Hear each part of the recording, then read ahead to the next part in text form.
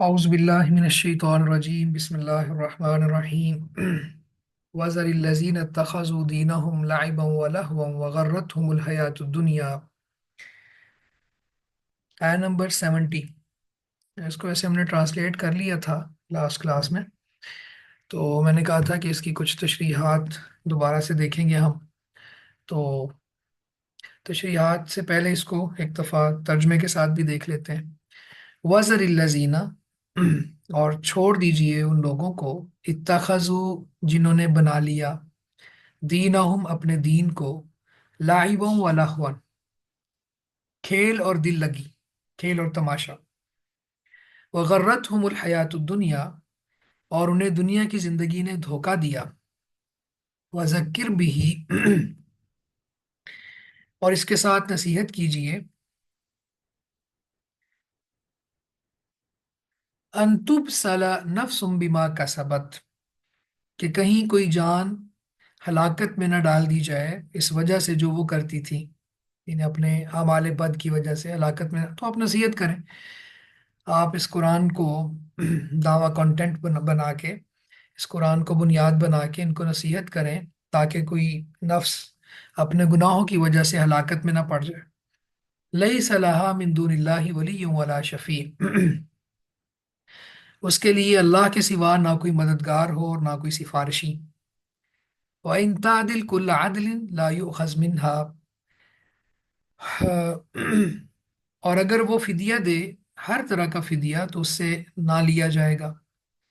اولئک الذین ابسلوا بما کسبوا یہی لوگ ہیں جو ہلاک ہوئے اس کے بدلے جو انہوں نے کمایا۔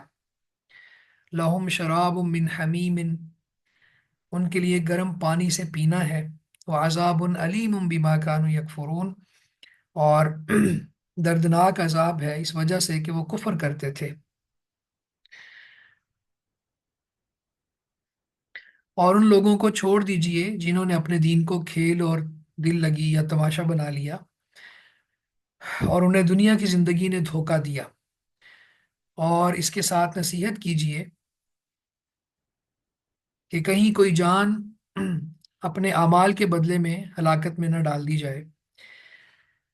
اس کے لیے اللہ کے سوا نہ کوئی مددگار ہو اور نہ کوئی سفارشی ہو، اور اگر وہ فدیہ دے ہر طرح کا فدیہ تو اس سے قبول نہ کیا جائے گا۔ یہی لوگ ہیں جو ہلاک ہوئے اس وجہ سے جو انہوں نے کیا۔ ان کے لیے گرم پانی سے پینا ہے اور دردناک عذاب ہے اس وجہ سے کہ وہ کفر کرتے تھے۔ اس آیہ مبارکہ میں ایک تو اللہ رب العزت نے شروع میں اپنے نبی محمد کریم علیہ الصلاۃ والتسلیم کو یہ حکم دیا کہ آپ ان لوگوں کو چھوڑ دیجئے، یعنی مطلب یہ ہے کہ ان لوگوں کی زیادہ فکر نہیں لینی، آپ نے ٹینشن نہیں لینی، پریشان نہیں ہونا، ان کے پیچھے اپنے آپ کو ہلاک نہیں کرنا، اپنے آپ کو تباہ نہیں کرنا کہ یہ دین کی طرف کیوں نہیں آتے، کیوں نہیں مانتے۔ تو نصیحت کرتے رہنا ہے، یعنی ان کو چھوڑ دینے کا مطلب یہ نہیں ہے کہ نصیحت کو چھوڑ دو، ان کی فکر چھوڑ دو، اور ہر وقت ان کو اپنے دل و دماغ پہ سوار نہ کرو، ورنہ تو پھر آپ بیمار ہو جائیں گے، پریشان ہو جائیں گے۔ تو اس طرح کے تو بے شمار لوگ ہوں گے جو دین کو اور اسلام کو کھیل تماشا بنائیں گے۔ آپ ایک تو یہ ہے۔ دوسری بات میں نے کہا کہ نصیحت چھوڑنی نہیں ہے، نصیحت کرتے رہنا ہے۔ تیسری بات یہاں پہ اللہ رب العزت نے نبی رحمت صلی اللہ علیہ وسلم کو ایسے لوگوں سے کنارہ کرنے کا حکم دیا کہ جنہوں نے اپنے دین کو لعب اور لاہو بنا لیا، کھیل تماشا بنا لیا، دین کو مذاق بنا لیا نا۔ اصل بات یہ ہے، کھیل تماشا کا معنی کیا ہے کہ اسلام کو مذاق بنا لیا۔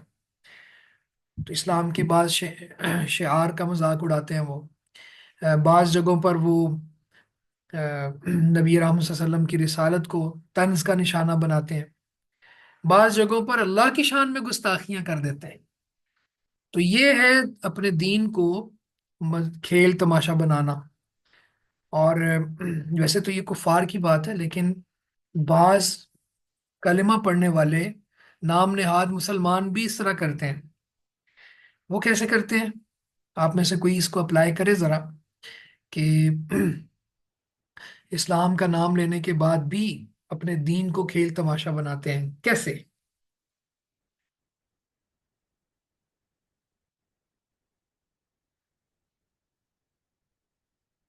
کفار تو سمجھتے ہی کھیل تماشا ہے، لیکن مسلمان کلمہ گو جی؟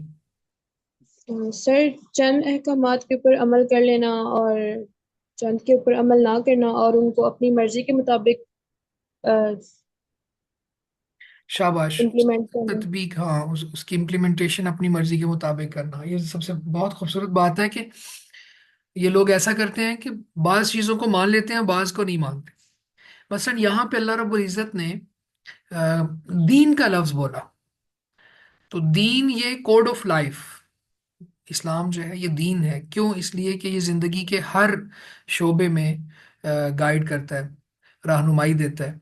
تو دین کو مذاق بنا لینے سے یہ مراد ہے کہ بعض لوگ یہ کہتے ہیں کہ جی اسلام کو مسجد تک رکھو بس، نہ ہماری شادی بیاہ کے موقع پر اسلام کا کوئی کام ہے، نہ ہماری پارلیمنٹ میں سیاست میں کوئی اسلام کا دخل ہے، نہ ہماری مارکیٹ منڈی بازار میں اسلام کو کوئی دخل حاصل ہے۔ تو یہ ہے دین کو مذاق بنانا۔ کلمہ پڑھنے کے بعد بھی بعض لوگ ایسا کرتے ہیں، تو کفار تو کرتے ہی ہیں۔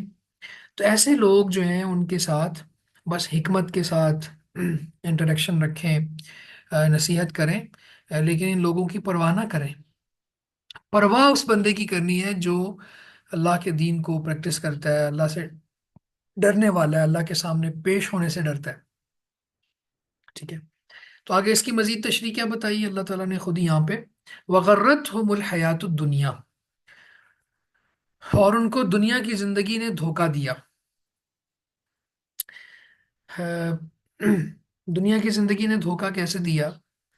اللہ کے نبی صلی اللہ علیہ وسلم کا فرمان ہے، دنیا حلوۃ خضرۃ، دنیا میٹھی ہے، سرسبز و شاداب ہے، بڑا چارم ہے اس میں، اور اس کے اندر بڑی اٹریکشن ہے، یہ کھینچتی ہے اپنی طرف، لیکن حقیقت یہ ہے کہ پانی کا ایک بلبلہ ہے، یہ زندگی وفا نہیں کرتی۔ تو وہ بندہ جو یہ آخرہ اورینٹڈ زندگی گزارتا ہے کہ مرنے کے بعد کی زندگی اصل زندگی ہے، اللہ کے سامنے جواب دینا ہے، مجھے یہاں ایک ایک قدم پھونک پھونک کے رکھنا ہے، اس کو دنیا کی زندگی نے دھوکے میں نہیں ڈالا۔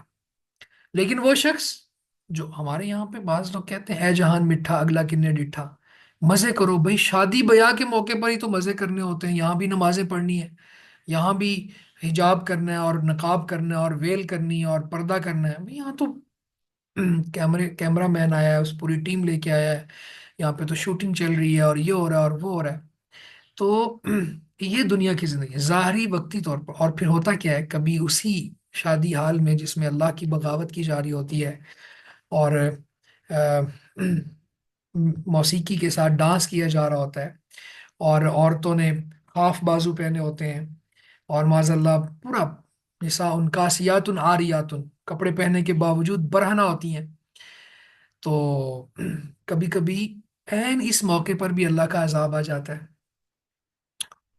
پچھلے دنوں ایک کوئی شادی تھی نا، فانوس کو آگ لگی اور شادی حال جل کے راکھ ہو گیا، 70 80 90 100 کے قریب لوگ بھی جل کے مر گئے۔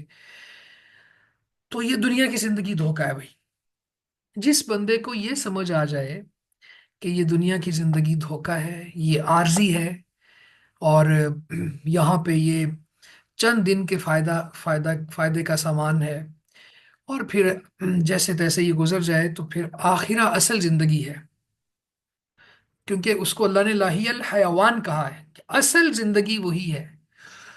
تو جس کو یہ سمجھ آ جائے نا، تو پھر دنیا کی زندگی اس کو دھوکے میں نہیں ڈال سکتی، پھر جتنی مرضی یہ میٹھی ہو، جتنی مرضی سرسبز و شاداب ہو، تو انسان اللہ کو منانے پہ لگا رہتا ہے اور آخرہ بنانے پہ اپنا فوکس رکھتا ہے۔ تو یہ مانا ہے وغرتہم الحیات الدنیا، دنیا کی زندگی نے ان کو دھوکہ دیا، دھوکے میں ڈال دیا۔ انہوں نے کہا کہ بس یہی زندگی ہے، جیسے قرآن نے کہا نا کہ ان ہی الا حیاتنا، بس یہ ہماری یہی زندگی ہے، اس میں ہم جیتے مرتے ہیں اور کچھ بھی نہیں۔ تو اللہ تعالیٰ فرماتا ہے وذکر بھی، آپ دیکھیں، اگر وزر اللہ زینت اتخذوا دینہم لعبا ولہوا کا معنی یہ ہوتا کہ ان کو نصیحت بھی چھوڑ دو، تو پھر اللہ یہاں پہ کیوں کہتے ہیں وذکر بھی، اس کے ساتھ، یعنی اس قرآن کے ساتھ ان کو نصیحت کیجیے؟ تو معلوم یہ ہوا کہ ان کو سر پر سوار نہیں کرنا، ان کے بارے میں اتنا پریشان نہیں رہنا. دیکھیں وہ جب اگنور کر رہے ہیں اللہ کی ذات کو اور دنیا کی زندگی کو اہمیت دے رہے ہیں، تو پھر اے نبی آپ بھی اپنے آپ کو ان کے پیچھے ہلاک نہ کریں. تو یہ نصیحت چھوڑنا نہیں ہے، نصیحت کرتے رہنا. وذکر بھی ہی، اور اس کے ساتھ نصیحت کر. تو معلوم ہوا کہ قرآن مجید نصیحت کے لیے سب سے بڑا کنٹینٹ ہے ہمارے پاس. اور ہر طرح سے، ہر اسلوب میں، ہر طرح کے شخص کو دعوت دینے کا طریقہ یہ قرآن ہمیں سمجھاتا ہے. یعنی یہ اللہ کی عظیم کتاب ہے. اس میں ہمارے پاس ایلیٹ کلاس کو کیسے دعوت دینی ہے. قارون کا واقعہ موجود ہے. یعنی بہت مال و متاع والا بندہ ہو اور بڑے سٹیٹس والا ہو، دنیاوی جاہ و جلال والا ہو. فرعون کو دیکھ لیں، منصب والا ہو. تو ہر طرح کے بندے کو کس طرح سے نصیحت کرنی ہے، کیا پیٹرن آف دعویٰ اختیار کیا جائے گا، کیا اسلوب دعوت اپنایا جائے گا، قرآن نے گائیڈ کر دیا ہے. تو وذکر بھی کا یہ معنی ہے کہ اس قرآن کے ساتھ نصیحت کریں آپ. تو اس کا مطلب یہ ہوا کہ اگر کوئی شخص یہ کہتا ہے کہ میں صرف لاجک سے بات کروں یا اپنے اسکول آف تھاٹ کی دعوت دوں، تو ایسا ایسا بندہ تو پھر گویا کہ اس آیت کے خلاف چل رہا ہے. کیونکہ اللہ کی رسی کی طرف لوگوں کو بلانا، ومن احسن قولا ممن دعا الی اللہ، سب سے بہترین بات اس کی ہے جو اللہ کی طرف بلاتا ہے. اور اللہ کی طرف بلانے کا معنی کیا ہے؟ قرآن کی طرف بلانا. اور قرآن نے آگے مزید ہمیں بتا دیا کہ حدیث بھی قرآن مجید کا حصہ ہے. یعنی جس طرح قرآن کو سمجھنا ضروری ہے، اسی طرح ساتھ حدیث کو ملا کے چلنا یہ بھی ضروری ہے. تو قرآن اور حدیث یہ دو چیزیں. تو کہیں بھی آپ کو یہ نہیں ملے گا کہ کسی اپنے اسکول آف تھاٹ کی طرف بلانے والا، کسی خاص فقہ کی طرف بلانے والا، کسی خاص مسلک کی طرف بلانے والا اس کی بات کو اللہ نے سب سے بہتر بات کہا. اچھا یہاں سوال پیدا ہوتا ہے، جی کہتے ہیں وہ فقہ بھی تو قرآن سے ہی اخذ کی ہے نا، فقہ بھی تو حدیث سے ہی اخذ کی ہے نا. تو ٹھیک ہے، ایسی فقہ جو 100% اکارڈنگ ٹو قرآن و سننا ہے، تو بالکل اس کو، اس پہ تو اختلاف ہی نہیں ہے. اس کی طرف بلائیں آپ، وہ تو آپ گویا کہ قرآن و سنت کی تشریح کی طرف ہی بلا رہے ہیں، اور صحیح تشریح کی طرف. لیکن جہاں کہیں قرآن کے خلاف میرا اسکول آف تھاٹ جا رہا ہے، میرے امام کی بات حدیث کے خلاف جا رہی ہے، اور میں وہاں پہ کہوں کہ میں حدیث کا جواب دوں گا اور یا حدیث کی کوئی تعویل کروں گا اپنے امام کی بات کو ثابت کرنے کے لیے، میں اوچھے ہتھ کنڈے اختیار کروں گا، تو یہ بات غلط ہے. ٹھیک ہے. تو وذکر بھی ہی، اس کے اوپر بڑی تفصیل بات بھی کی جا سکتی ہے. تو یہاں پہ صرف اتنا اشارہ دیتا ہوں کہ اس کا معنی یہ ہے کہ اللہ کی کتاب کی طرف بلائیں. دیکھیں جب کبھی جھگڑا ہو تو بھی اللہ کی کتاب ہی ریزالو کرتی ہے، اور دعوت کا کنٹینٹ بھی قرآن اور حدیث ہے. تیسری کوئی چیز نہیں ہے. ہاں محدثین کے اقوال ہیں، فقہا کے اقوال ہیں، وہ اگر موافق ہوں، مطابق ہوں، اکارڈنگ ٹو قرآن و سننا ہوں، جیسے میں نے ابھی کہا، تو پھر تو کوئی حرج نہیں، اس کو لیا جائے گا. لیکن اگر ایسا نہیں ہے تو پھر ان کو نہیں لیا جائے گا. فرمایا کہ ان کو آپ نصیحت کیجئے، ان تبصل نفس بما کسبت، کہیں ایسا نہ ہو کہ کوئی جان اپنے اعمال کے بدلے ہلاک ہو جائے. تو ہلاکت سے بچانے کا بہترین ذریعہ کیا ہے کہ ان کو دعوت دیں آپ، نصیحت کریں، سمجھائیں، اللہ کی طرف بلائیں، رسول اللہ صلی اللہ علیہ وسلم کی حدیث کی طرف گائیڈ کریں.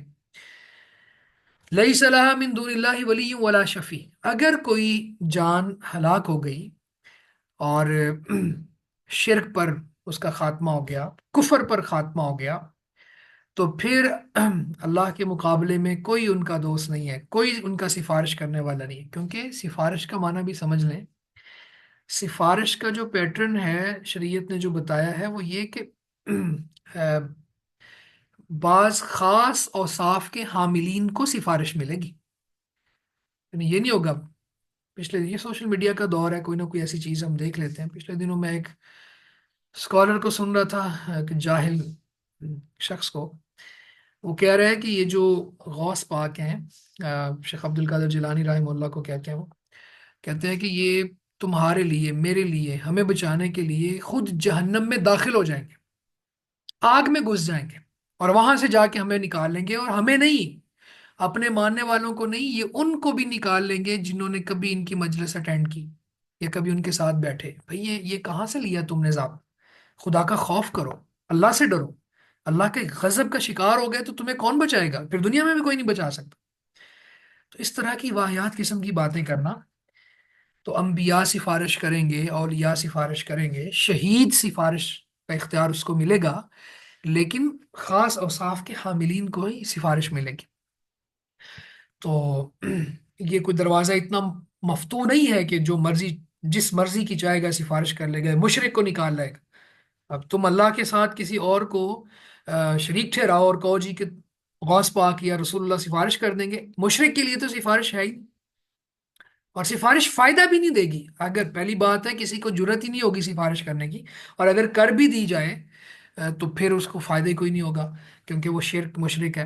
اور اگر فائدہ ہونا ہوتا تو ابراہیم علیہ السلام کے والد کو ہوتا، نوح علیہ السلام کے بیٹے کو ہوتا، تو یہ رشتے ناطے بتا کے قرآن نے ہمیں سمجھا دیا۔ خیر، فرمایا کہ ان کے لیے جو کفر کی حالت میں مر گیا، اپنی جان کو ہلاکت میں ڈال لیا، سب سے بڑی ہلاکت کیا ہے؟ کہ اس کے عقائد خراب ہو گئے۔ تو پھر اللہ کے مقابلے میں نہ کوئی اس کا دوست ہے، نہ کوئی اس کا سفارشی ہے، اور اگلی بات اس سے بھی عام، وَإِن تَعْدِلْ كُلَّ عَدْلٍ لَا يُؤْخَذْ مِنْهَا، اگر وہ فدیہ دے ہر طرح کا فدیہ تو اس سے نہیں لیا جائے گا۔ یعنی اگر وہ کوئی فدیہ بھی دینا چاہے عذاب سے بچنے کے لیے، تو کسی قسم کا، یعنی کل عدل، کسی قسم کا فدیہ قبول نہیں کیا جائے گا۔ اب کسی قسم میں کیا آتا ہے؟ قرآن مجید نے یہ بات سمجھائی ہے کہ اگر کوئی مال کا فدیہ دینا چاہے گا نا، تو زمین بھر کے سونا، مل الارض ذہبا، زمین بھر کے سونا اگر اللہ کے سامنے بطور رشوت پیش کرے گا، بطور عدل پیش کرے گا، بطور معاوضہ اور فدیہ دے گا کہ مجھے عذاب سے بچا لو، یہ پوری دنیا بھر کے سونا یہ قبول کر لو، تو فلن یقبل منہ، اسے قبول نہیں کیا جائے گا۔ اچھا، پھر اگر وہ یہ کہے کہ میری جگہ پہ یود المجرم لو یفتدی من عذاب یومئذ ببنی وصاحبتہ واخی، او کما قال، وہ کہے گا کہ میری جگہ پہ میرے بیٹے کو بطور فدیہ آگ میں ڈال دو، مجھے بچا لو، میری بیوی کو ڈال دو، میرے بھائی کو ڈال دو، خاندان کو ڈال دو، ومن فی الارض جمیعا ثم ینجی، جو بھی زمین میں موجود ہے شخص، ہر کسی کو ڈال دو، مجھے نجات دے دو، تو یہ بھی فدیہ قبول نہیں کیا جائے گا۔ بھی جرم تم نے کیا ہے، تمہارے بیٹے کو کیوں سزا ملے؟ جرم تم نے کیا ہے، تمہاری بیوی کو، تمہارے باقی خاندان کو، کنبے قبیلے کو کیوں سزا ملے؟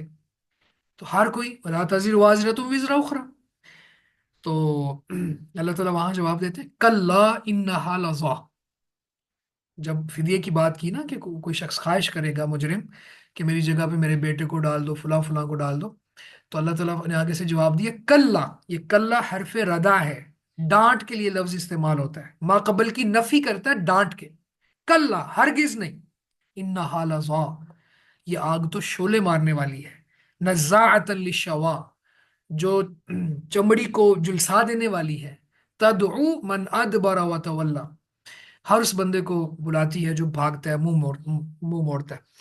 تو وہاں بھی یہ، اور یہاں بھی اللہ تعالیٰ فرماتے ہیں کہ اگر وہ کوئی فدیہ دینا چاہے گا تو فدیہ قبول نہیں ہوگا۔ کس کے لیے؟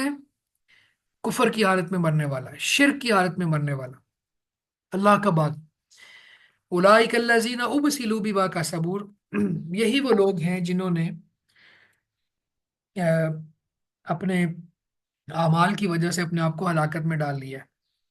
تو آپ ذرا دیکھیں کہ جگہ جگہ پہ کسب کا لفظ استعمال ہو رہا ہے، یعنی ان کی ارننگز کیا تھی، کیا کما کے آئے، تو جو کمایا اسی کے بدلے، شرک کمایا، کفر کمایا، غلط عقائد لوگوں کو بتائے سمجھائے، اور اللہ کے مقابلے میں لوگوں کو کھڑا کیا، اور اللہ کی توحید پر ضرب لگائی، اللہ کی واضح صریح نافرمانیاں کی، یہ ہے بما کا سبب، ٹھیک ہے؟ تو اور دو لفظ یہاں پہ بار بار ریپیٹ ہوئے ہیں، ابسلو بما کا سبب، ابسلو برباد ہو گئے، ہلاکت میں ڈال دیے گئے، بما کا سبب اپنے اعمال کی وجہ سے، اعمال بد کی وجہ سے۔ پھر فرمایا لہم شراب، جہاں جب وہاں پہ کہا نا کلا انہا لظی، تو آگے آگ کا تذکرہ کروایا کہ نہ فدیہ قبول کیا جائے گا، نہ کوئی اور بدلے میں کسی کو آگ میں ڈالا جائے گا، اور آگ کا تعارف کروایا، تو یہاں بھی عذاب کا تعارف کروایا، لہم شراب من حمیم، ان کے لیے حمیم سے پینا ہے۔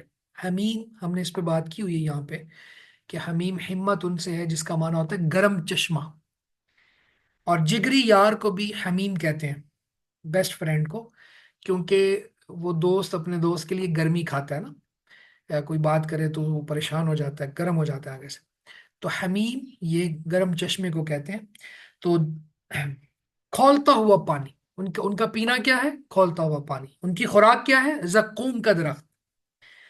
वो अजाबुन अलीमुम बिमा कानू यकफुरून।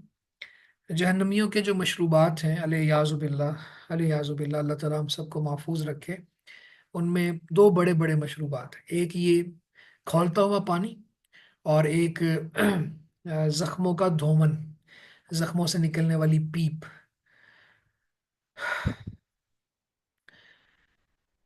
तो जन्नतियों के इसके मुकाबले में मशरूबात बहुत ही कमाल के हैं। अल्लाह ताला हम सबकी किस्मत में करे। तो फरमाया वह अजाबुन अलीम बिमा कानू यकफुरून, और उनके लिए दर्दनाक अजाब है इस वजह से कि वो कुफर करते थे।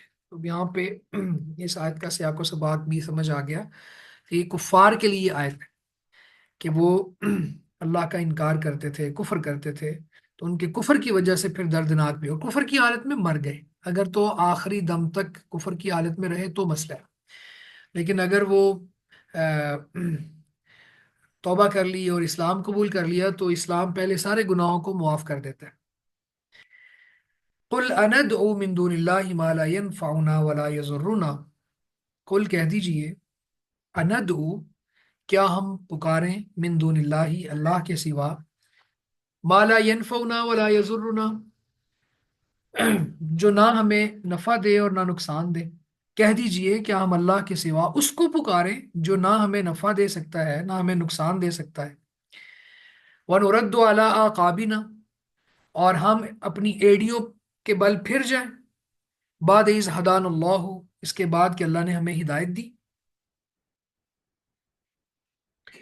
कल्लज़ी इस्तहवतहु शयातीनु फिल अर्ज़ि हैरान हैरान, जिस तरह या उस शख्स की तरह जिसे शैतानों ने जमीन में बहका दिया, इस हाल में कि हैरान है।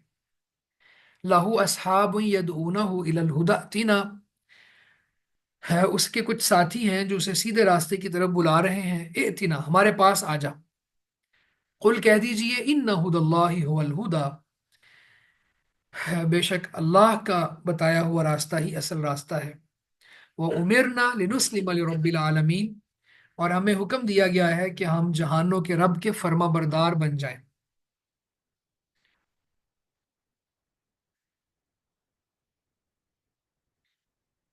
कह दीजिए कि हम अल्लाह के सिवा उसको पुकारें जो ना हमें नफ़ा दे सके और ना हमें नुकसान दे सके, और हम इसके बाद कि अल्लाह ने हमें हिदायत दी है, अपनी एड़ियों पर फिर जाएं।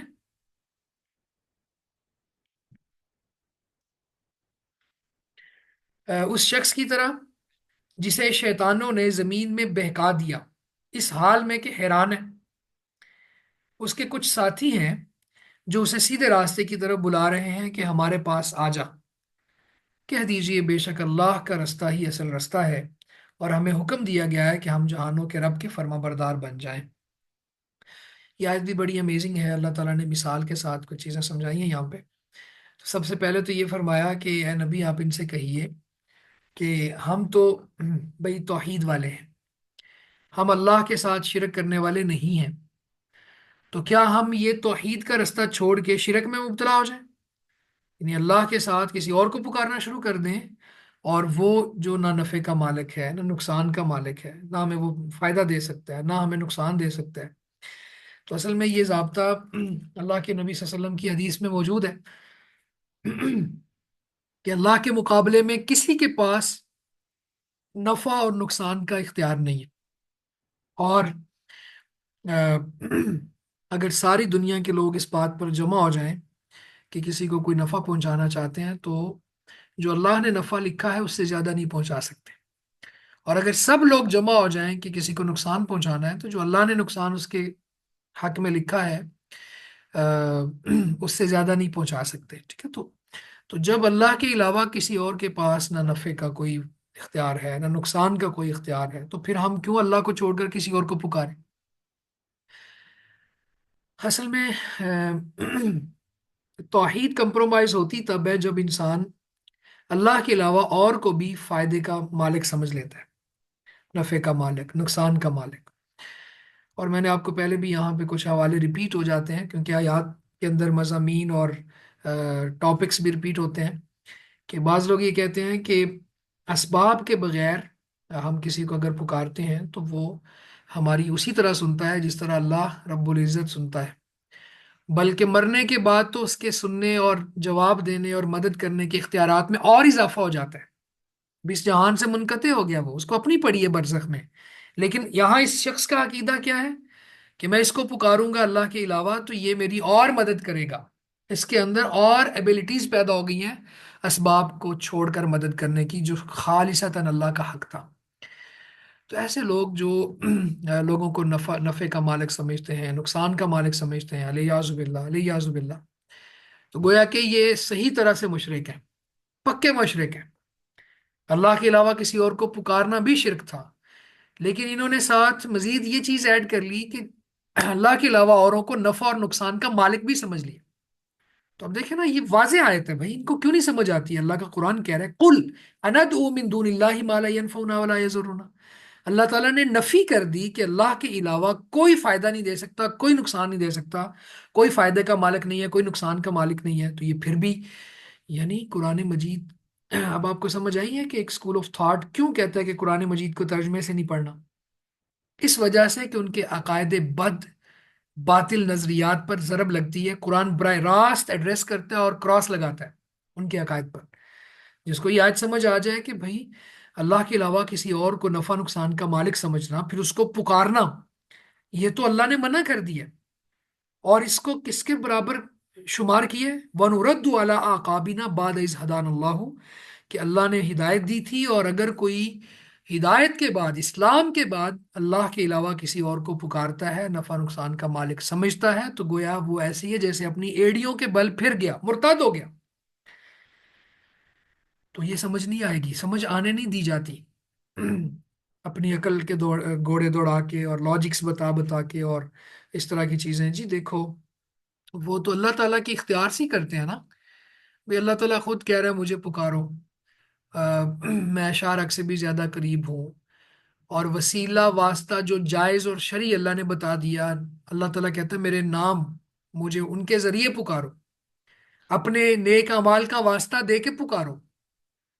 तो ये उस्लूब इख्तियार करने की बजाय दूसरी तरफ चले गए। कहा नहीं नहीं, अल्लाह ताला ये कहना चाहते हैं, सुहा ये इनको ज्यादा पता है या रसूलुल्लाह और सहाबा को ज्यादा पता था कि अल्लाह ताला ये कहता है कि हम मैं डायरेक्ट नहीं सुनता, वास्ते से सुनता हूँ, वास्तों से पुकारो और किसी और से डायरेक्ट मदद मांगना शुरू हो जाओ। तो भाई ये शिरक है, सराहतन शिरक है ये। और ये इसको अल्लाह ताला का कुरान कह रहा है, ये ऐसी है जैसे एड़ियों के बल फिर जाना, इसके बाद कि अल्लाह ताला ने हिदायत दी हो। और फिर अगली मिसाल सुने, बड़ी अमेजिंग मिसाल अल्लाह ताला ने यहाँ पे दी। अल्लाह कहता है ये ऐसी ऐसी है जैसे कोई शख्स जमीन में शयातीन उसको बहका दे और वो हैरान हो जाए, परेशान हो जाए। ठीक है, यानी आप ये देखें कि कोई शख्स सहरा में गुजर रहा हो, इसकी मिसाल हाफिज अब्दुल इस्लाम बिन मोहम्मद रहमतुल्लाह ने ये दी। कोई शख्स सहरा में गुजर रहा हो और शयातीन के नरगे में आ जाए, शयातीन उसको पकड़ लें, बहका दें और सीधे रास्ते से कहीं और ले जाएं, और उसको समझ ही ना आए कि ये मेरे साथ हो क्या रहा है, और उसको अपने साथियों की आवाजें आ रही हो कि भाई इधर आ जाओ, इतना हमारे पास आ जाओ, हम इधर हैं, इधर मौजूद हैं, सीधा रास्ता यहाँ है। लेकिन शयातीन ने इतना उसको बहका दिया, इतना बहका दिया, कुफर और शिरक में इतना मुब्तला कर दिया, और वो इतना भटक गया कि उसको सीधी सीधे रास्ते की तरफ बुलाने वाले अपने साथियों की आवाज सुनाई दे रही है, लेकिन वो उस पर जवाब नहीं दे रहा। तो असल में हुआ ये है कि जैसे मैंने अभी आज की क्लास के अंदर ये कोट किया कि तुम्हारे लिए मेरे लिए जहन्नम में खुद इंज वड़ जान अग विच, पंजाबी में बात कर रहा था। भाई तुम्हें किसने बताई ये बातें? कहाँ से सीखते हो ये सब कुछ? और वहां जहन्नम के अंदर दाखिल हो जाएंगे और वहां से जाके निकाल लेंगे। और सिर्फ उसको, ये तो अभी सरकार की बात नहीं कर रहा मैं, अभी सरकार के गुलाम की बात कर रहा हूँ। उसका ये हाल है तो सरकार का क्या हाल होगा? तो आग में जाएंगे, वहां से घुस के हमें निकाल लेंगे। भाई तुम्हें नहीं निकालेंगे अगर तुम शिरक पर और इन्हीं अकायदे बातिला पर मर गए तो। सिफारिश का एक पैटर्न है बड़ा खूबसूरत, और उसके लिए आप देखिए अल्लाह के नबी सल्लल्लाहु अलैहि वसल्लम को इतनी एफर्ट करना पड़ रही है, इतना वहां पे लंबा सजदा, और उस वक्त अल्लाह ताला खास दुआएं सिखा रहा है, और एक अंदाज है कि वो अल्लाह रब्बुल इज्जत की इज्जत है, अल्लाह की कोई कदर है। ये क्या है कि वहां जाएंगे और ये कर लेंगे। तो ऐसा बंदा फिर उसको शयातीन ने इस तरह उसकी मत मार दी है कि उसके सामने कुरान है, कुरान की आयत से गलत इस्तेदलाल कर रहा है, अल्लाह का कुरान बुला रहा है, नबी अकरम सल्लल्लाहु अलैहि वसल्लम के सहाबा का एक उस्लूब है दावत का, और अकायद का, नजरियात भरे पड़े हैं उनके, सही खालिस नजरियात वो सब मौजूद है, लेकिन इसको नजर नहीं आ रहे, ये शयातीन के चुंगल में फंस गया। क्यों? इसलिए कि इसने हिदायत को कबूल करना ही नहीं चाहा। तो अब ये हैरान है, परेशान है, शयातीन के नरगे में आ गया है, हिदायत की आवाज इसको आ रही है जो कुरान की सूरत में है, लेकिन ये जवाब नहीं दे सकता। क्यों? इसलिए कि इसका कंसर्न नहीं था, इसने खुद अपने आप को मुलव्वस कर लिया गलत अकायद और बातिल नजरियात में। तो फरमाया कुल इन्ना हुदल्लाहि हुवल हुदा, असल रास्ता तो अल्लाह का रास्ता है, और अल्लाह का रास्ता कहाँ से मिलेगा? कुरान से और हदीस से। व उमिरना लिनुस्लिम लिरब्बिल आलमीन, और हमें हुक्म दिया गया है कि हम जहानों के रब के लिए फर्मा बरदार हो जाए। ठीक है, मुस्लिम वो होता है जो ताबे फरमान हो, जैसे कुरान कहता है ना, वला तमूतुन्ना इल्ला व अंतुम मुस्लिमून, तुम्हें इस हाल में मौत आए कि तुम फर्मा बरदार हो। तो मुस्लिम या इस्लाम और इसके रूट वर्ड्स का माना यह है कि फर्मा बरदार हो जाना, बात मान लेना, बंदगी इख्तियार करना अल्लाह की। तो यहाँ पे "ए नबी आप इनसे कहिए वह उमिर ना लिनुस्लिम रब्बिल आलमीन", अल्लाह तो सिर्फ अपना तारुफ करवाता है। अल्लाह अल्लाह रब्बुल इज़्ज़त ने किसी जगह पर भी मखलूक में से किसी के बारे में ये नहीं कहा कि उसको इख्तियारात का मालिक समझो, उसको माफौकल असबाब पुकारो, वो मदद करेगा, वो नफा नुकसान, ये इन सारी चीज़ों की नफी करता है कुरान। तो मैंने ईसा अलैहिस्सलाम का रेफरेंस दिया पिछले लेसन्स में। तो अल्लाह ताला जिनको ये इख्तियारात का मालिक समझते हैं, अल्लाह ताला समझाने के लिए बड़ी सख्त बात कर देता है कि अगर मैं ईसा अलैहिस्सलाम को मार दूं, उनकी वालदा को मार दूं, जमीन में जितने लोग हैं सबको मार दूं, क्या कर सकते हो? तो ये कुरान है। अल्लाह के नबी सल्लल्लाहु अलैहि वसल्लम की शान में गुलूव करने वालों को अल्लाह का कुरान कहता है सूरह अल हाका के आखिर में, अगर ये नबी भी हमारे ऊपर कोई ऐसी बात कर दे जो हमने नहीं कही, लाखज़ना मिन्हु बिल यमीन सुम्मा लक़तअना मिन्हुल वतीन वमा मिनकुम मिन अहदिन अन्हु हाजिजीन, क्या हम इसके दाएं हाथ से पकड़ें? ये अल्लाह कह रहे हैं ना। अल्लाह खालिक है, मालिक है, वो हर चीज पे कादिर है, वो समझाने के लिए कोई भी सख्त सख्त तरीन मिसाल भी दे सकता है। तो पकड़ ले और शारक काट दे, कोई बचा नहीं सकता। अल्लाह ताला तो ये अपनी अजमत कदर मंजिलत कुरान में जगह जगह बता रहा है, और ये डिग्रेड करते हैं, ये अल्लाह के मुकाबले में और लोगों के सहारे तलाश कर रहे हैं और उनको इंट्रोड्यूस करवाते हैं, और जब उनका तज़किरा होता है अल्लाह के अलावा किसी और का, खुश हो जाते हैं। जब एक अल्लाह का तज़किरा होता है तो ये परेशान हो जाते हैं। तो फरमाया वो उमिरना लिनुस्लिम लिरब्बिल आलमीन, हमें हुक्म है कि हम अपने रब के साथ जुड़ जाएं, जो जहानों का रब है, उसी की फर्मा बरदारी करें। वान अकीमुस्सलाता वत्तकूहु वहुवल्लज़ी इलैहि तुहशरून। और अगली बात, हमारे मुआशरे में जो मुशरिकीन का टोला है, वो बदअमली फैलाता है। जैसे मैंने अभी फिर मिसाल दी है ना, बार बार इसको मैं रिपीट कर रहा हूँ ताकि पुख्ता हो जाए कि वो चले जाएं। ये नहीं कहा भाई नमाज पढ़ो, अल्लाह की बात मानो, अल्लाह से डरो, छोटे गुनाहों से बचने की कोशिश करो, अपनी अर्निंग्स को हलाल कर लो, अपने खर्च करने की जगह हलाल रखो। इस तरफ तो फोकस नहीं है। क्या है जी? बस वो बचा लेगा, ये बचा लेगा, फलां बचा लेगा, वही क्रिश्चियनिटी का अकीदा कि आ जाओ और अ, हफ्ते बाद या मंथली बेसिस पे कुछ चर्च को पे कर दो तो तुम्हारे सारे पाप धुल गए।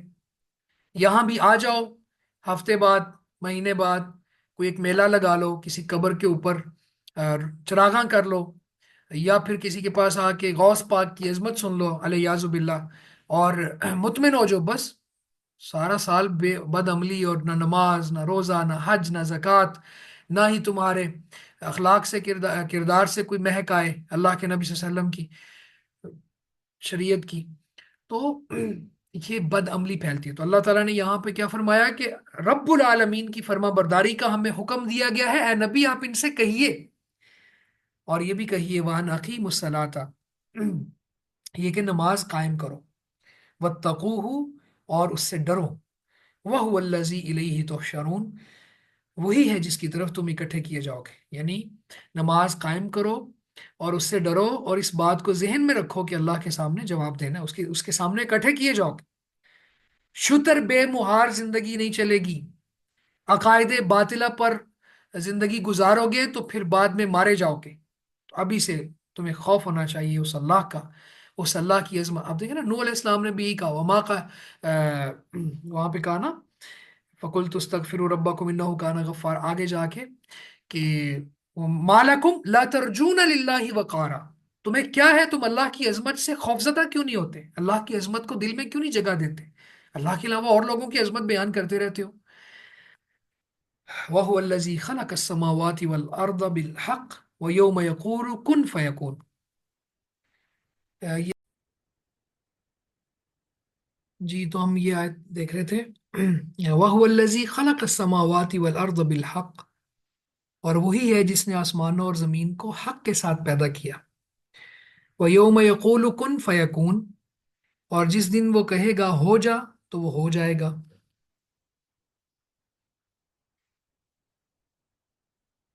قَوْلُهُ الْحَقُّ، اس کی بات ہی سچی ہے. وَلَهُ الْمُلْكُ، اور اسی کی بادشاہی ہے. یوم ينفخ فی الصور، جس دن سور میں پھونکا جائے گا، اور اسی کی بادشاہی ہوگی جس دن سور میں پھونکا جائے گا. عالم الغیب والشہادہ، غیب اور حاضر کو جاننے والا ہے. وَهُوَ الحکیم الخبیر، اور وہی کمال حکمت والا، پوری خبر رکھنے والا ہے. اور وہی ہے جس نے آسمانوں اور زمین کو حق کے ساتھ پیدا کیا، اور جس دن وہ کہے گا ہو جا تو وہ ہو جائے گا.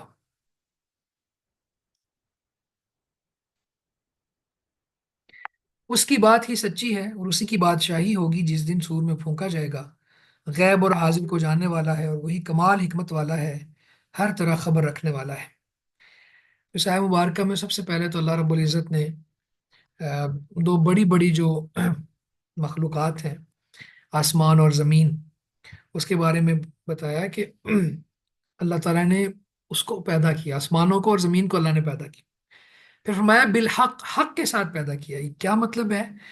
کہ خاص مقصد کے لیے پیدا کیا ہے، یعنی فضول پیدا نہیں کیا، یہ مانا ہے.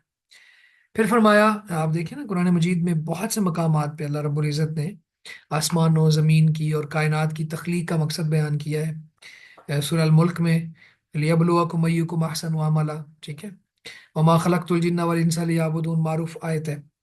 اسی طرح وسخر لکم ما فی السماوات وما فی الارض جميعا منہ. پھر اسی طرح وهو الذی خلق لکم ما فی الارض جميعا. تو یہ سب کچھ کس لیے پیدا کیا ہے؟ ایک خاص مقصد کے تحت یہ کائنات بنی ہے. پھر یہ کائنات تباہ ہوگی، اگلا جہان، اس میں سب لوگ منتقل ہوں گے. تو یہ خاص مقصد ہے اس کائنات کو بنانے کا. یہاں بھی پھر مجھے کچھ باتیں یاد آ جاتی ہیں. بعض لوگ کہتے ہیں جی کہ یہ ساری کائنات جو ہے یہ صرف ایک ہستی کے لیے بنی ہے، اور اس میں پھر لوگ ڈیوائیڈ ہو گئے. بعض نے کہا کہ آخری نبی محمد صلی اللہ علیہ وسلم کے لیے بنی ہے، اور بعض نے کہا کہ شیخ عبد القادر جیلانی کے لیے بنی ہے. کیسی فضول باتیں کرتے ہیں یہ. یعنی قرآن مجید کا کہیں بھی آپ کو یہ چیزیں نہیں ملیں گی کہ کسی خاص ہستی کے لیے یہ کائنات اللہ نے بنائی. یہ ملے گا کہ اللہ تعالیٰ نے کائنات بنائی انسانوں کے لیے، اور انسانوں کو آزمانے کے لیے، اور پھر کائنات تباہ ہو جائے گی، اور اس کے بعد پھر اگلا جہان ہوگا. یہاں جو دار الامتحان تھا اس کا پھر وہاں ریوارڈ ملے گا. تو ایسا تو کہیں نہیں ہے کہ کسی ایک ہستی کے لیے اللہ تعالیٰ نے جہان بنائے، آسمان بنائے، زمین بنائی. بالکل بھی ایسا نہیں ہے. پھر وہ حدیث گڑھتے ہیں لولاک ما خلقت الافاق، جس میں عربی گرامر کی بنیادی غلطیاں، یعنی وہ برصغیر کے اندر کسی نے گھڑی. پھر فرمایا وہ یوم یقول کن فیکون، اور جس دن وہ کہے گا ہو جا بس ہو جائے گا. یعنی اللہ تعالیٰ جب تمام مردوں کو زندہ کرنا چاہے گا تو کن کہے گا، سارے مردے زندہ ہو جائیں گے. تو اللہ کے لیے کوئی چیز مشکل نہیں ہے دوبارہ زندہ کرنی. قولہ الحق، اس کی بات ہی سچی ہے. وَلَهُ الْمُلْكُ يَوْمَ يُنفَخُ فِي الصُّورِ، اور اسی کے لیے بادشاہ دنیا میں اصل میں اب بھی اللہ کے پاس ساری بادشاہی ہے، لیکن یہاں اللہ نے کسی نہ کسی کو کچھ نہ کچھ اختیار دیا ہے. لیکن قیامت والے دن تو اللہ تعالیٰ کسی کو کچھ بھی اختیار نہیں دے گا، کچھ بھی بادشاہی نہیں ہوگی کسی کے پاس، ذرہ برابر بھی نہیں ہوگی۔ اور جیسے وہ آتا ہے نا قرآن مجید میں، اللہ تعالیٰ کہیں گے لمن الملک اليوم للہ الواحد القہار، آج بادشاہی کس کی ہے؟ تو پھر اللہ تعالیٰ خود جواب دیں گے صرف اللہ کی، جو ایک ہے اور طاقت والا ہے، زبردست ہے۔ تو اس وقت پھر اللہ تعالیٰ یہ جو عارضی مجازی بادشاہیاں ہیں یہ سب ختم کر دے گا، صرف ایک اللہ کے پاس ساری بادشاہی ہوگی۔ تو اسی طرح پھر یہاں پہ سور میں پھونکا جائے گا۔ صحیح موقف کے مطابق دو نفخے ہیں، ایک پہلا نفخہ اور ایک دوسرا نفخہ۔ تو پہلی دفعہ جب سور میں پھونکا جائے گا تو سب لوگ گھبرا جائیں گے اور سب لوگ فنا ہو جائیں گے، اور دوسری دفعہ سور میں پھونکا جائے گا تو سب لوگ پھر زندہ ہو جائیں گے اور اللہ کے سامنے محشر کے میدان میں پیش کیے جائیں گے۔ ٹھیک ہے؟ تو سورہ الحاقہ میں بھی اس نفخہ کی تفصیلات موجود ہیں، اور بھی مختلف جگہوں پہ اللہ تعالیٰ نے قرآن مجید میں اس کی بات کی ہے۔ اور اللہ کے نبی صلی اللہ علیہ وسلم کی ایک حدیث بھی آپ نے فرمایا کہ میں کیسے عیش و عشرت والی زندگی کو ترجیح دوں، حال یہ ہے کہ سور میں پھونک مارنے والا فرشتہ اس وقت تیار کھڑا ہو، اس وقت یعنی جب آپ یہ بات ارشاد فرما رہے تھے، تیار کھڑا عرش کی طرف دیکھ رہا ہے کہ اللہ تعالیٰ حکم دیں گے تو فوراً وہ اس میں پھونک مارے گا۔ تو آپ اس حدیث کے آغاز میں ہے کہ میں کس طرح عیش و عشرت والی ناز و نعم والی زندگی کو ترجیح دوں، آپ کی زندگی بہت سمپل تھی۔ آپ کہتے ہیں کہ مجھے معلوم ہے اس وقت بھی سور میں پھونکنے والا فرشتہ اپنے ہاتھ میں سور لے کے آسمان کی طرف، عرش کی طرف دیکھ رہا ہے کہ اسے حکم ملے اور وہ پھونک مار دے۔ مستدرک حاکم وغیرہ میں یہ روایت موجود ہے۔ پھر فرمایا عالم الغیب والشہادہ، کہ اللہ تعالیٰ ہی غیب اور حاضر کو جاننے والا ہے، جو چیزیں موجود ہیں اللہ ان کو بھی جانتا ہے، جو موجود نہیں ہے اللہ تعالیٰ ان کو بھی جانتا ہے۔ اور پھر جو آ، مخلوقات ہیں اللہ کی، اللہ تعالیٰ ان سب سے واقف ہے، کوئی ایک چیز بھی، پتہ بھی اللہ تعالیٰ کے علم سے باہر نہیں ہے۔ سبحان اللہ، یہ اللہ کی شان ہے۔ تو شہادہ کا معنی حاضر، تو اللہ تعالیٰ کے سامنے سب چیزیں موجود ہیں، اللہ تعالیٰ سے کوئی چیز بھی چھپی ہوئی نہیں ہے، بلکہ دلوں میں جو جذبات پنپنے لگتے ہیں، ابھی انگڑائی لیتے ہیں، تو اللہ تعالیٰ اس سے بھی واقف ہے۔ پھر فرمایا وَهُوَ الحکیم الخبیر، اور وہ کمال حکمت والا ہے، سب کچھ جاننے والا ہے، خوب خبر رکھنے والا ہے، یعنی اس کے جتنے بھی فیصلے ہیں وہ حکمت پر مبنی ہے، پھر ہر چیز اس کے علم میں ہے، اس کے علم سے باہر کچھ نہیں ہے۔ ٹھیک ہے؟ تو یہ 73 نمبر آیت تک ہم رکھیں گے۔ اس کے بعد اصل میں آگے پھر ابراہیم علیہ السلام کا ایک پورا موضوع شروع ہو رہا ہے، جنہوں نے اپنے والد کے ساتھ مکالمہ کیا، پھر آگے کچھ واقعات ہیں اور ابراہیم علیہ السلام نے کس طرح سے توحید کے دلائل دیے اپنی قوم کو، اور کچھ انداز میں بعض اوقات گھیر کے بھی ان کو سمجھایا۔ تو یہ انشاءاللہ ہم اگلے اگلے سیشن میں پڑھیں گے۔ کسی کا کوئی سوال ہے اب تک کی ہماری بات میں، یا کوئی آپ میں سے ایڈ کرنا چاہے تو پلیز کریں جی۔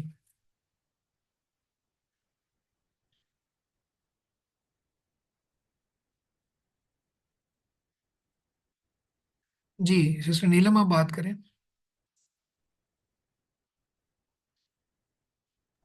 السلام علیکم سر۔ وعلیکم السلام۔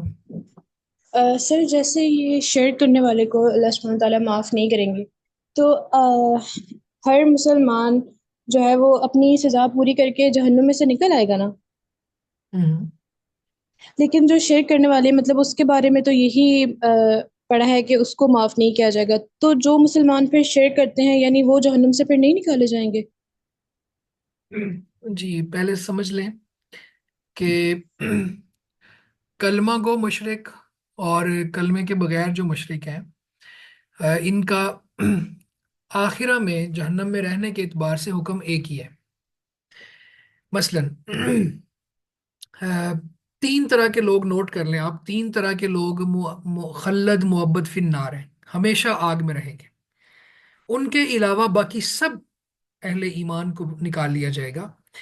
نمبر 1 مشرک، نمبر 2 کافر، نمبر 3 منافق اعتقادی، جس کا عقیدہ منافقوں والا تھا، یعنی اوپر سے مسلمان تھا اندر سے مسلمان نہیں تھا۔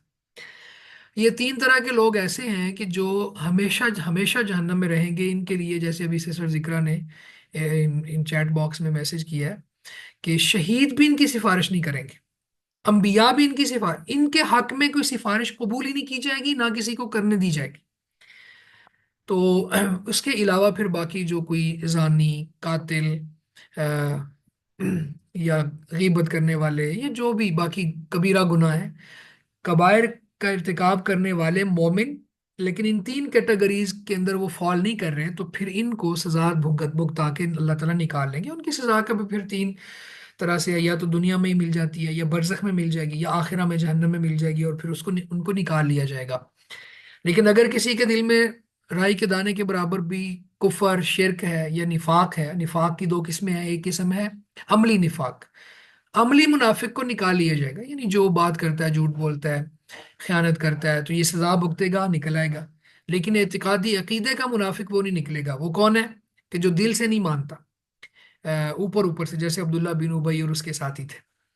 تو یہ تین طرح کے لوگوں کے حق میں نہ سفارش ہے، نہ ان کو جہنم سے نکلنا ہے. یہ ہمیشہ مخلد معبد فی النار ہے. ان کے علاوہ باقی سب یہ کلمہ پڑھتے ہوں. اب منافقین تو نمازیں پڑھتے تھے اللہ کے رسول کے پیچھے باجماعت، فجر کے وقت آنا کتنا مشکل ہوتا ہے، لیکن اس کے باوجود وہ فی الدرک الاسفل من النار قرآن نے کہا ہے ان کو. کیوں کہا ہے؟ اس لیے کہ وہ ان تین کیٹیگریز کے اندر ہے.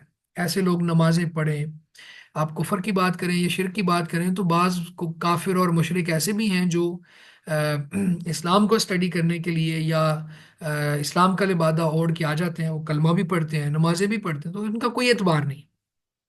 ٹھیک ہے، آپ سمجھ آ گئی. یہ تین طرح کے لوگ، یہ آپ سے میں وائوا میں پوچھ بھی سکتا ہوں کہ کون سے تین طرح کے لوگ ہیں جو ہمیشہ آگ میں رہیں گے، تو آپ نے کہنا ہے کافر، مشرک اور منافق اعتقادی. جی.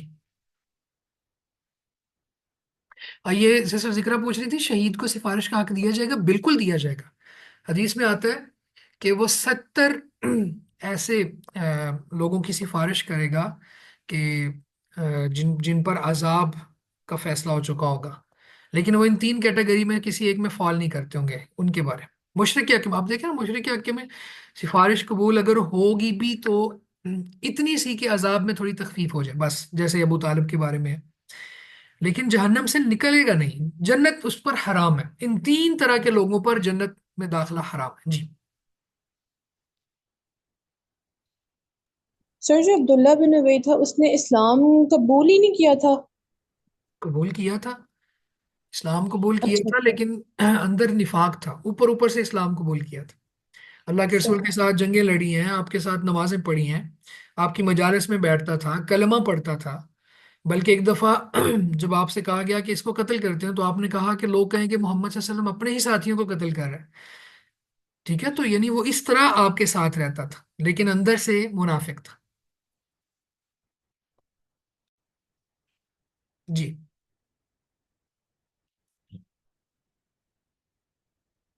اور کسی کی کوئی بات ہے؟ سر لیکن اسلام قبول کرنے کے لیے تو یہ ضروری نہیں ہوتا کہ انسان دل کے زبان کے ساتھ ساتھ دل سے بھی اس کا اقرار کرے؟